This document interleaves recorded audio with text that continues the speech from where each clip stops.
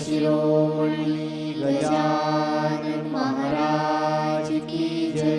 आद्य जगत गुरु रामानंदाचार्य महाराज की जय। सियावल्लभ रामचंद्र की जय। गुरुर्ब्रह्मा गुरुर्विष्णु गुरुर्देवो महेश्वरा गुरुर्साक्षात् परब्रह्म तस्मै श्री गुरवे नमः। सार्थ श्रीमद्दासबोध दशकाठवा समास तिसरा सूक्ष्म आशंका निरूपण। श्रीराम अरे जे झालेची नाही त्याची वार्ता पुससी काही, तथापि सांगो जेणे काही संशय निर्नुरे। देवापासून सकळ झाले हे सर्वांस मानले, परी त्या देवास ओळखले पाहिजे की। सिद्धांचे जे निरूपण ते साधकास मने जाण, पक्वानी अंतकरण म्हणोनिया। अविद्या गुणे बोलिजे जीव, माया गुणे बोलिजे शिव। मूळ माया गुणे देव बोलीचे दो, म्हणून कारण मूळ माया अनंत शक्ती धरावया। तेथिसा अर्थ जाणावया अनुभवी पाहिजे। मूळ माया तोची मूळ पुरुष, तोची सर्वांचा ईश। अनंत नामी जगदीश तयासीची बोलिजे। पुंडलिक वरदे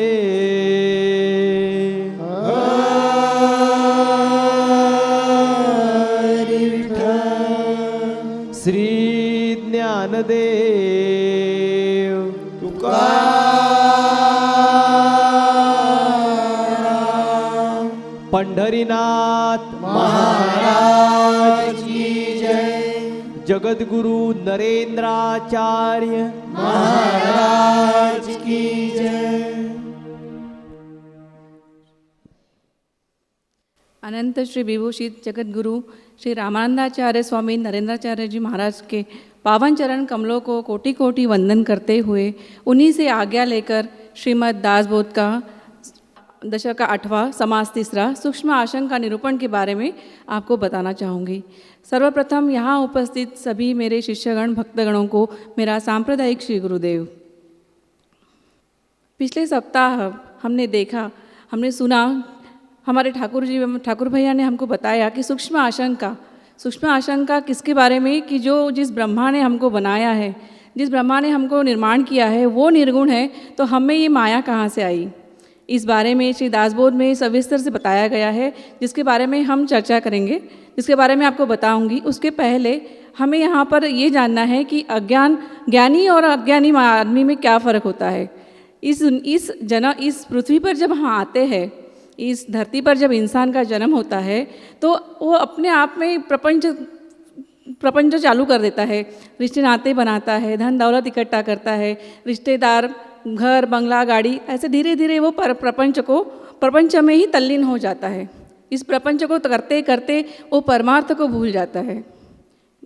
भक्तगणों, इस धरती पर जब आए हैं तो प्रपंच तो करना निश्चित ही है, लेकिन साथ ही परमार्थ भी हमें उतना ही आवश्यक है। तो ये परमार्थ जो है ये क्या है आखिर? परमार्थ हमने पिछले सप्ताह से हमने कई बार सत्संग में ये सुना है, परमार्थ, आध्यात्म, ये हमारे जीवन में बहुत ज़रूरी है। आज की भागदौड़ भरी दुनिया में सारे लोग तो पैसा इकट्ठा करने, धन कमाने और आगे बढ़ने की चाह में हैं, लेकिन इस परमार्थ को सब भूल जाते हैं। संत कबीरदास जी इस बारे में बोलते हैं कि जो सुख में सुमिरन करे तो दुख काहे का होए। सुख में सुमिरन सब करे तो दुख काहे हो, जो दुख में सुमिरन करे। तो मतलब हमको दुख में हमारे गुरु को नहीं भूलना है। गुरु भगवान को हमको दुख में याद करेंगे, हम हमेशा अगर गुरु के बारे में सोचेंगे, हम उनकी आराधना करेंगे तो हम आगे बढ़ पाएंगे। प्रपंच तो सभी करते हैं। अब ये परमार्थ के बारे में स्वामी रामदास स्वामी जी जो हमें बताया है कि परमार्थ में भी दो प्रकार के लोग होते हैं। परमार्थ यानी भक्ति मार्ग। इस भक्ति मार्ग में भी दो प्रकार के लोग होते हैं, एक ज्ञानी और एक अज्ञानी। ज्ञानी यानी क्या? हम व्यवहारिक दुनिया में व्यवहारिक दृष्टि से हम ज्ञानी मतलब जो डॉक्टर, इंजीनियर, बड़े बड़े पद पे अधीनस्थ है, जो बड़े पोस्ट पे कार्यरत है, जो खूब ज़्यादा पढ़े लिखे हैं, लेकिन अगर उनकी पढ़ाई, अगर उनका जो जिस सेवा में वो है वो किसके लिए हमको करना है ये उसे ज्ञात नहीं है, तो वो परमार्थ की दृष्टि से अज्ञानी हुआ। ये जो और परमार्थ में जो अज्ञानी है, जो कुछ भी पढ़ा लिखा नहीं है, जिसके पास जो मतलब विषय दो अलग अलग है। प्रपंच में ज्ञानी की व्याख्या अलग है और परमार्थ में ज्ञानी की व्याख्या अलग है। प्रपंच करते करते हम एक दिन ये दुनिया छोड़कर जाने वाले हैं, लेकिन परमार्थ करते करते एक दिन हम मोक्ष तक पहुँचेंगे और वापस ये पृथ्वी तल पर कभी भी या धराधाम पर कभी भी आपको आने को नहीं लगेगा। इस कारण मुस्लिम हो, ईसाई हो, हिंदू हो, कोई भी धर्म को हो, हर धर्म में बताया कि भाई इंसान का जन्म मिला है, ये नरदेह तुम्हें दुर्लभ नरदेह मिल गया है, यह देह में तो आप आए हैं, बहुत मुश्किल से आपको ये जन्म मिला है, बहुत पुण्य से आपको ये जन्म मिला है। संत तुकाराम महाराज बोलते हैं, एक अपने अभंग, नामदेव महाराज जी बोलते हैं, अपना एक मराठी अभंग है उनका, जन्मोजन्मी आम्ही बहु पुण्य केले तेव्हा या विठ्ठले कृपा केली। इसका अर्थ ऐसा है कि अनेक जन्म का हमारा तप, अनेक जन्म का हमारा अच्छा कर्म, उचित कर्म इकट्ठा हो गया, तब ये परमात्मा ने हमारे ऊपर कृपा की और इंसान का हमें ये जन्म दे दिया है। तो ये इंसान के जन्म में आकर हमारी जिम्मेदारी क्या है? मोक्ष मिलवाना, मुक्ति मिलवाना। और ये मोक्ष और मुक्ति जो है वो हमें परमार्थ में आकर मिलने वाली है। इसी कारण परमार्थ जो है वो हमें अपनाना जरूरी है। और ये परमार्थ में समर्थ रामदास स्वामी जी बोलते हैं दो प्रकार के लोग होते हैं। जैसे प्रपंच में अज्ञानी लोग और शिक्षित लोग, जिसमें डॉक्टर आते हैं, वकील आते हैं, यानी एडवोकेट आते हैं, डॉक्टर आ जाएंगे, ऐसे लोग आते हैं, इंजीनियर लोग हो गए। ज़्यादा पढ़े लिखे शिक्षित लोग जो है उसको प्रपंच में ज्ञानी बोला जाता है। वैसे हमारे परमार्थ में ज्ञानी किसको बोलते हैं, ये दीदी के मुख से सुनने में आनंद हो जाएगा, इसी कारण हम उसके बारे में नहीं बोल रहे। और जैसा प्रपंच में अज्ञानी लोगों का जैसा वर्ग रहता है, वैसे परमार्थ में भी अज्ञानी लोग हैं। तो उनको किसको अज्ञानी बोलने का परमार्थ में? अभी हमारा विषय प्रपंच नहीं है, अभी हम इतने बहुत आगे चल चुके हुए परमार्थ में हम गए हैं। परमार्थ में जो परमात्मा है उसके बारे में हमें जानकारी मिले अनेक सत्संग में। अभी हम मुक्ति के द्वार पर पहुंच रहे हैं और उधर हमारे मन में शंका निर्माण हो गई। वो शंका क्यों आती है? शंका का निरसन करने के लिए समर्थ रामदास स्वामी जी ने ये सूक्ष्म आशंका ऐसा समास लिखा है। और यह सूक्ष्म आशंका समास में समर्थ रामदास स्वामी जी हमें समझाते समय वो बोलते दो प्रकार के वर्ग है, एक ज्ञानी लोगों का और दूसरा अज्ञानी लोगों का। इसी कारण अभी प्रपंच की चर्चा इधर बंद करेंगे और परमार्थ के बारे में ही हम ये दीदी के मुख से सुनेंगे। तो दीदी हमारी कह रही थी कि परमार्थ में भी दो प्रकार के लोग हैं, एक ज्ञानी और एक अज्ञानी। तो ज्ञानी के बारे में दीदी आप शुरू कीजिए। जो ज्ञानी पुरुष है वो पढ़ा लिखा तो है, लेकिन उसको सही मार्ग की, भक्ति मार्ग का ज्ञान नहीं है। और जो अज्ञानी है वो बुरे में भी अच्छा ही खोजता है। जैसे हम लोग जो है, हम प्रपंच में है, हमको जो सामने दिखता है, जो दृश्य दिखता है, उसी को हम सच मान लेते हैं, लेकिन सच कुछ और ही है। अज्ञानी पुरुष जो हमें लगता है कि ये तो अज्ञानी है, उसके बारे में आपको यहाँ एक दृष्टांत बताना चाहूँगी कि कैसे वो अज्ञानी होते हुए भी परमार्थ की दृष्टि से ज्ञानी कहलाता है। एक गांव में एक संत रहते हैं जो घर घर में घूम के अपनी भिक्षा मांग के अपना उधर निर्वाह करते हैं, जिसको माधुकरी बोलते हैं। तो हर घर घर में, हर गांव गांव में जाके वो भिक्षा मांगते हैं। ऐसे ही उनका नित्यक्रम चलता है जिससे वो अपना जीवनचर्या पूरी करते हैं। तो एक दिन जब वो गली से जाते रहते हैं तो उस गली में एक बड़ा सा मकान रहता है। उस बहुमंजिला मंजिल में एक महिला रहती है। उसको ये इनका वो जो साधु आते हैं भिक्षा मांगते हैं पसंद नहीं आता। ये क्यों मांगते हैं, ये क्या इनको घर में अपना काम नहीं करना होता है, ये बार बार ऐसे क्यों भिक्षा मांग मांग के अपना ये करते हैं। तो वो उनके ऊपर बराबर जिस समय वो आने के रहते हैं उसी समय ऊपर से कचरा फेंकती है। ऐसे 1 दिन 2 दिन 3 दिन, और जो साधु, वो संत, वो जो महात्मा, वो जो ज्ञानी व्यक्ति है वो इस बात का बुरा बिल्कुल भी नहीं मानते। वो उनका जो नित्यक्रम है वो करते रहते हैं। वो लेडीज़ भी अपने उस स्वभाव से विपरीत कुछ कार्य करती नहीं है। वो हमेशा उनके ऊपर कचरा बराबर उसी समय वो कचरा डालती है। तो ऐसी परिस्थिति में अगर हम जो ज्ञानी कहलाते हैं, जो पढ़े लिखे हैं, हमको बहुत गुस्सा आ जाएगा। हम लोग बोलेंगे अरे क्या है लेडीज़ है, इसको समझता नहीं, क्या ऐसा नहीं वैसा नहीं। लेकिन जो अज्ञानी है, जो कुछ पढ़े लिखे नहीं है लेकिन वो संत है, वो आत्मज्ञानी है, वो बराबर इस बुरे चीज़ में भी वो अच्छा ही खोजते हैं। तो एक दिन क्या होता है कि वो लेडीज़ जो है, वो महिला जो है, उनके ऊपर कचरा नहीं फेंकती जब वो वहाँ से गुजरते रहते हैं। अब वो सोचते हैं कि क्यों नहीं, आज क्यों नहीं आई ये लेडीज़। तो वो दिन वैसे निकल जाता है। दूसरे दिन फिर वो आते हैं, फिर वो उनके ऊपर कचरा ऊपर से नहीं फेंका गया। तो वो बोलते हैं कि यार ऐसा क्या बात हो गया, इस लेडीज़ को इतनी बुद्धि कहाँ से आई कि ये किसी के ऊपर कचरा नहीं डालना चाहिए। तो वो उसका खोज करते करते ऊपर उनके मकान को खोजते, ऊपर उनके घर में पहुँचते हैं। देखते हैं कि वहाँ पर वो लेडीज़ जो है बुखार में तप रही है, उसको बहुत बुखार हो गया है जिसके कारण वो बेड पे पड़ी हुई है। तो वो तुरंत, वो तो ज्ञानी रहते हैं, आत्मज्ञानी रहते हैं, वो तुरंत अपने झोली से एक जड़ी बूटी निकाल के दवाई बना के उनको पिलाते हैं और उससे उसको उस लेडीज़ की सेवा करते हैं जिससे कि वो ठीक हो जाती है।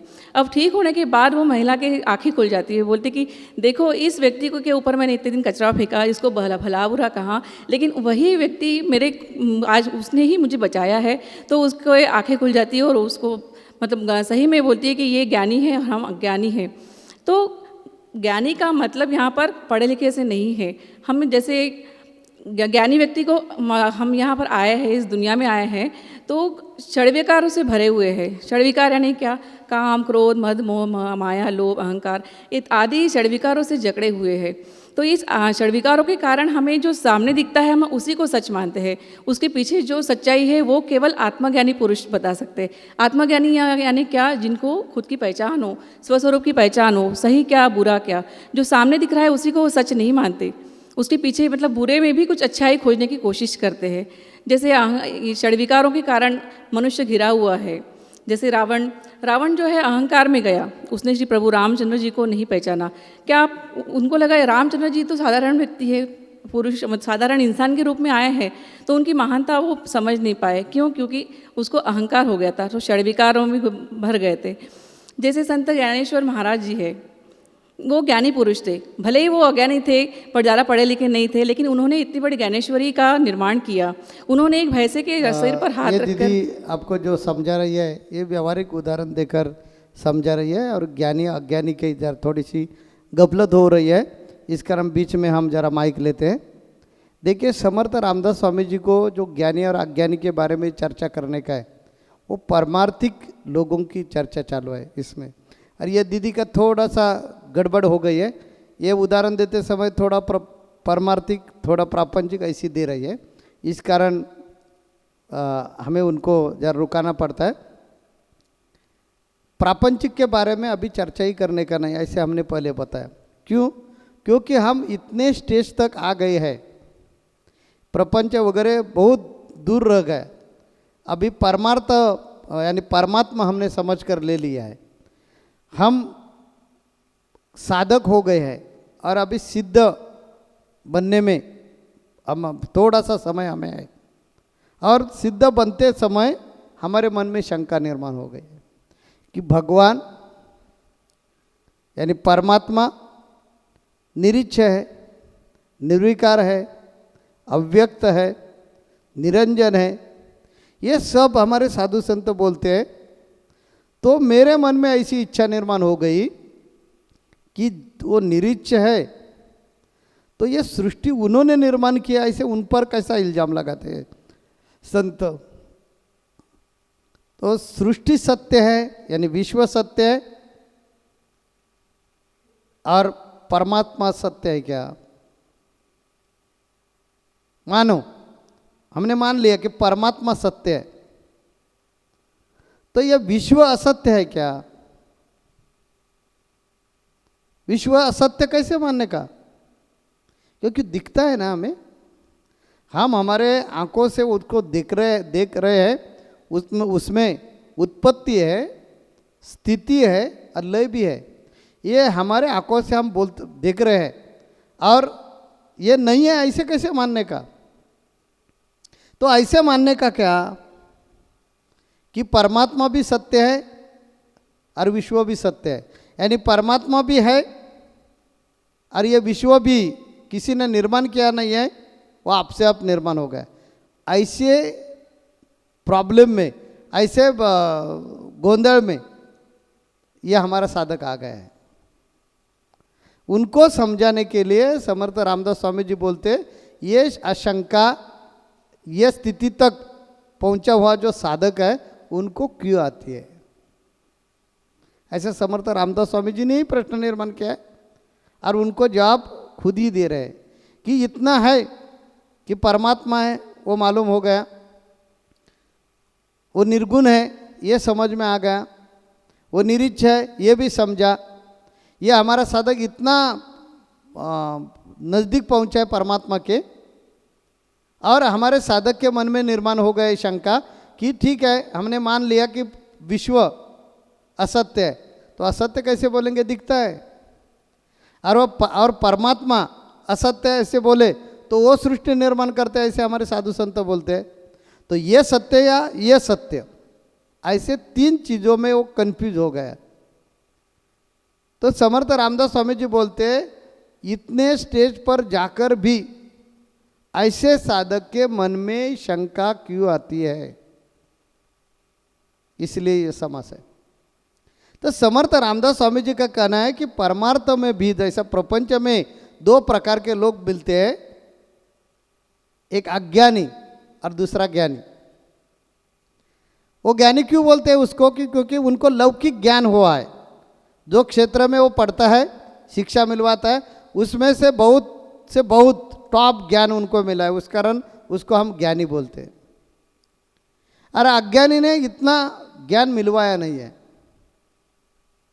उनको वो चीज़ का ज्ञान नहीं है ऐसे नहीं, लेकिन इतना उनको वो इतना अपडेट नहीं है, इस कारण प्रपंच में उसको अज्ञानी बोला जाता है।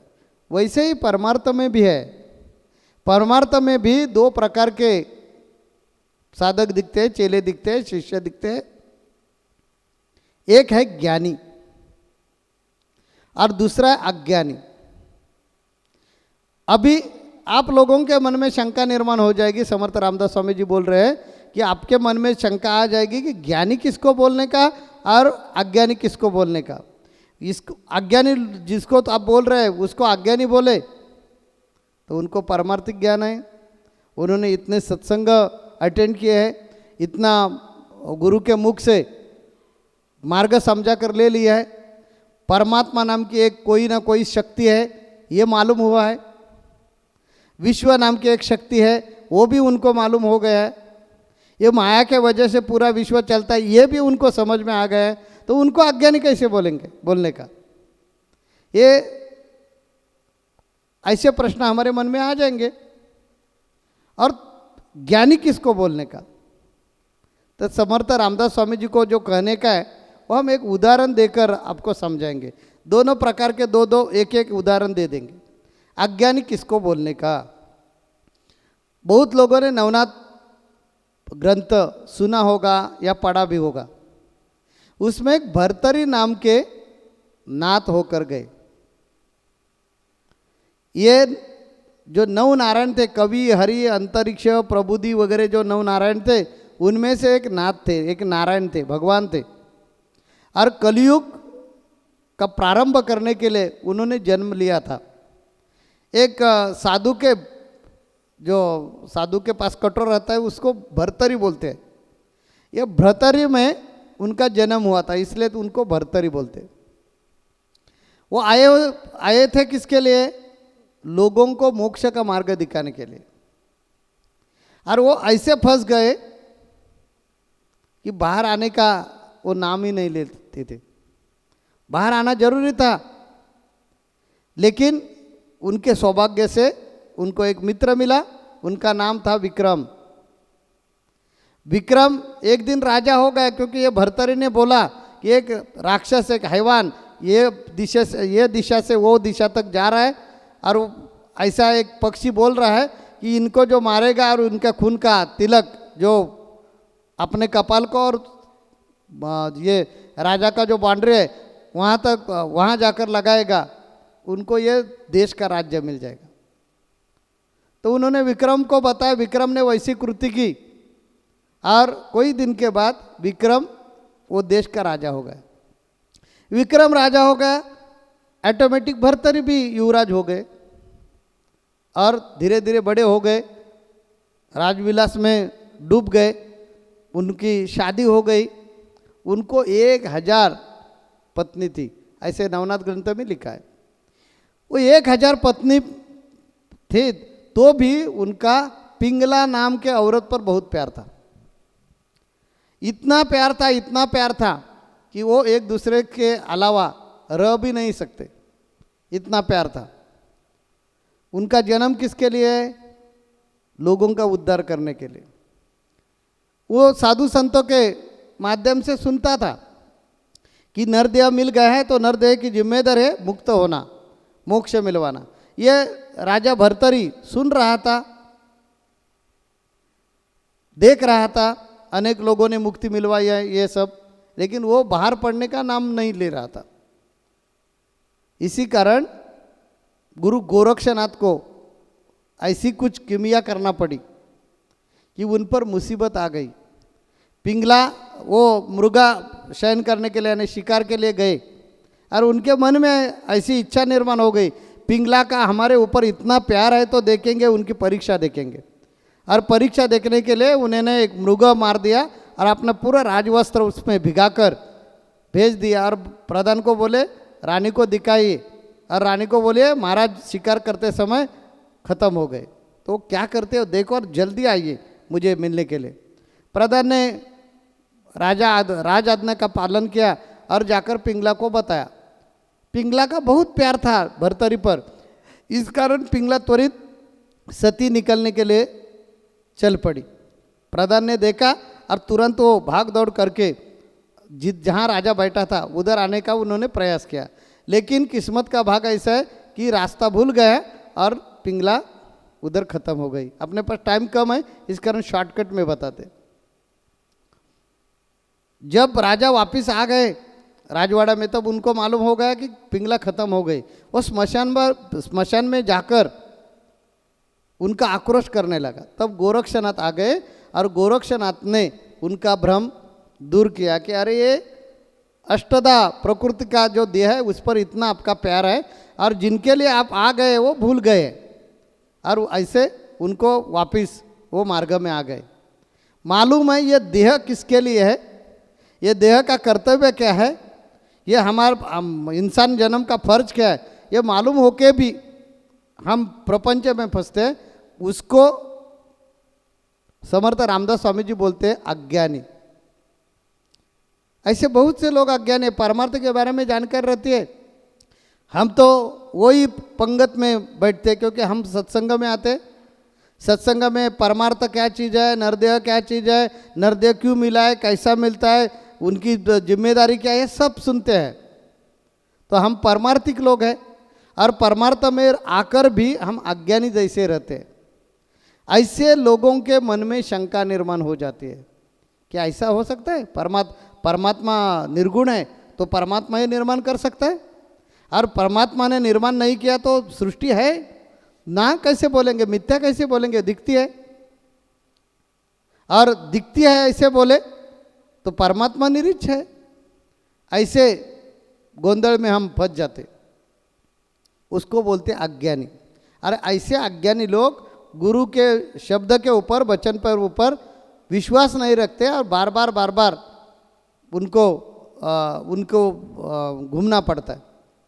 परमार्थ में एक दूसरा प्रकार का वर्ग रहता है, उनको बोलते ज्ञानी। ये लोगों का गुरु पर पूरा भरोसा रहता है। गुरु वाक्य मंत्र मूलम, गुरु जो बोलते हैं यही मंत्र है, गुरु ने जो बताया वही सत्य है, इससे अलावा सत्य नहीं हो सकता, इतना दृढ़ विश्वास रहता है। तो उनको बोलते ज्ञानी। और ये ज्ञानी लोग जो है उनको संसार प्रपंच करना पड़ता है। संसार प्रपंच के अनेक प्रकार के समस्या जो है, व्यवहार के अनेक समस्या जो है वो उनको उठानी पड़ते हैं, तब उनको तकलीफ होती है, आनंद मिलता है, समाधान मिलता है, पश्चाताप भुगतना पड़ता है, बीमारी का सामना करना पड़ता है, अनेक प्रकार का सामना करते हैं, तो भी उनका निश्चय कभी भी ढलता नहीं है। कितना भी प्रसंग आने दो, वो यत्किंचित भी कभी भी दूर नहीं हटता। कितनी भी बीमारियां हो तो भी उनका वो परमात्मा के ऊपर जो भरोसा है वो कभी हटेगा नहीं। उनको मालूम रहता है कि ये चराचर में हम ही है। तो कोई लोग प्रश्न पूछेंगे, आप सब चराचर में हैं, आप परमात्मा स्वरूप है, तो आपके ये देह को ऐसी तकलीफ क्यों होती है? परमात्मा है तो कैसा सुखी चाहिए, समाधानी चाहिए। लेकिन वो लोगों पर कभी भी परिणाम होते नहीं, क्योंकि उनको मालूम है ये शरीर अलग है और हम आत्मा है, हम शरीर नहीं है। हमारे शरीर के लिए चलने के लिए, जैसे हमें प्रवास करने का है, गाड़ी हम नहीं है, वाहन हम नहीं है, वाहन हमें उधर लेकर जाते हैं, लेकिन वाहन यानी गाड़ी जो है वो हमारे जीवन का मकसद नहीं। देखना ये मेरा काम है, फलाने जगह पे जाना ये मेरा काम है, वो हम करते हैं, इसके लिए गाड़ी का उपयोग करते हैं। ये जैसा उदाहरण है, वैसे जिनको निसंशय ज्ञान हुआ है कि हम आत्मा है और ये जो अभी शरीर का भोग, ये भवसागर में हम है, इस कारण ये भवसागर में शरीर को जो भोग उठाने पड़ते हैं ये शरीर के भोग है। ये शरीर और हम अलग अलग है। अरे वही हमने अभंग में, एक मराठी में अभंग है हमारा, आता काय मज काळाचे ते भय शेगावीच्या गजानना देखेले, राहो अथवा जाओ नाशिवंत शरीर, सर्व सुखे आली धावनी समोर। ऐसा मेरा अभंग है, बड़ा अभंग है, टाइम नहीं है, इस कारण हमने शॉर्टकट में बताया। इसका अर्थ क्या है कि हमने परमात्मा का शोध लगा है, हमें परमात्मा मालूम हो गया है, और वो परमात्मा ढूंढने के लिए बाहर जाने की जरूरत नहीं, वो मैं हूँ। हमारे वेदों का यही वचन है ना, हम ब्रह्मास्मि, यानी वो ब्रह्म हम है। ऐसा पूरा ज्ञान जिनको हुआ है वो कौन से भी प्रसंग में, कौन से भी काल में विचलित नहीं होते और इधर उधर भागते नहीं। उनको मालूम है कि ये शरीर है, ये शरीर ने जो गलतियां की है, या शरीर ने जो, देखिए हम भरपेट खाते, उसको कसरत करवा के ये शरीर को मजबूत करना जिम्मेदारी किसकी है? हमने कसरत करवा के जो शरीर को कमाना चाहिए वो नहीं किया, तो ये शरीर को बीमारी लगेगा, उसमें आत्मा का दोष क्या है? लेकिन अज्ञानी लोग वो दोष देते, ज्ञानी लोग ऐसा दोष देते नहीं। ज्ञानी लोगों को मालूम है कि ये सृष्टि जो है, ये चराचर जो है वो परमात्मा ने निर्माण किया है, और ये परमात्मा ने जो निर्माण किया है उसकी जो घड़ी है वो घड़ी जैसा चलने वाला है, वो चलने दो, मैं अलग हूँ और वो अलग है। ऐसे जो लोग हैं उसको ज्ञानी बोला जाता है। और ऐसे ज्ञानी लोगों के मन में कभी भी शंका नहीं आएगी परमात्मा है या नहीं, और है तो ये सृष्टि उनके कंट्रोल में क्यों नहीं है, और सृष्टि ऐसी कैसी चलती है, ये विश्व उन्होंने ही निर्माण किया है, इसका सबूत क्या? ऐसे गलत फैमिली होने वाले जो प्रश्न है, ऐसे प्रश्न उनके मन में कभी भी नहीं आते, उसको बोला जाता है ज्ञानी। तो अभी ये समर्थ रामदास स्वामी जी का कहना है कि ये शंका मन में जो आ गए, हमारे आशंका जो निर्माण मन में हो गए, किसके लोगों के मन में हो रहे हैं? इतने आप चेले लोग हैं, उसमें से ठराविक लोगों के मन में शंका निर्माण हो गई है, और कोई लोगों को मालूम है कि स्वामी समर्थ जो बोल रहे हैं वही सही है। तो जिनके मन में शंका नहीं वो ज्ञानी है, और जिनके मन में शंका निर्माण हो गई है वो अज्ञानी है। तो भी चिंता करने की ज़रूरत नहीं, अज्ञानी लोग भी यह अज्ञान से दूर हो जाएंगे, बाहर आ जाएंगे और ज्ञानी बन जाएंगे। इसलिए मैंने ये दो समास, ये जानबूझकर समास इसमें लिखकर ज्ञानी और अज्ञानी में जो फर्क क्या है वो आपको समझाया है। परमार्थ में भी ऐसे दो प्रकार के लोग रहते हैं, और जो अज्ञानी रहता है उनके मन में शंका आती है। आ गई तो डरने की जरूरत नहीं। आगे हम आपको इसके बारे में अभी भी समझाएंगे कि शंका क्यों आती है, उसकी वजह क्या है। हमें परमात्मा के बारे में ज्ञान है तो भी हमारे मन में परमात्मा के बारे में संशय क्यों आता है, उसका कारण है गुण शोभिनी, क्योंकि हम ऐसे गुणों से पैदा हो गए हैं, इस वजह से हमारे मन में ये शंका आती है। ये समर्थ रामदास स्वामी जी विस्तार में अगले समास में बता रहे हैं। इसी कारण हम अगला समास जो है अगले हफ्ते में सुनेंगे। अभी इधर हमें इजाज़त दीजिए। श्री गुरुदेव। जगद्गुरु नरेंद्राचार्य महाराज की जय। सद्गुरु काल सिद्धेश्वर महाराज की जय। संत शिरोमणि गजानन महाराज की जय। आद्य जगद्गुरु रामानंदाचार्य महाराज की जय। सियावर रामचंद्र की जय।